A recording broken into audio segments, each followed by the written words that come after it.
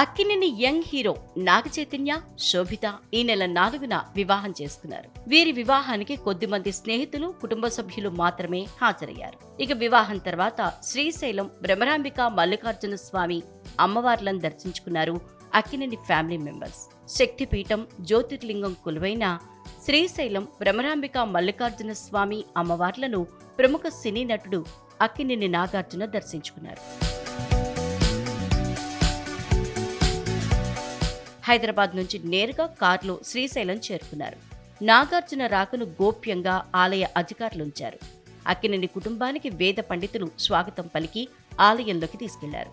స్వామి అమ్మవార్లకు నూతన దంపతులు ప్రత్యేక పూజలు చేశారు. ఎంతో కాలంగా అనుకుంటున్న శ్రీశైలం దర్శనం ఎంతో సంతృప్తిని ఇచ్చిందని నాగార్జున తెలిపారు.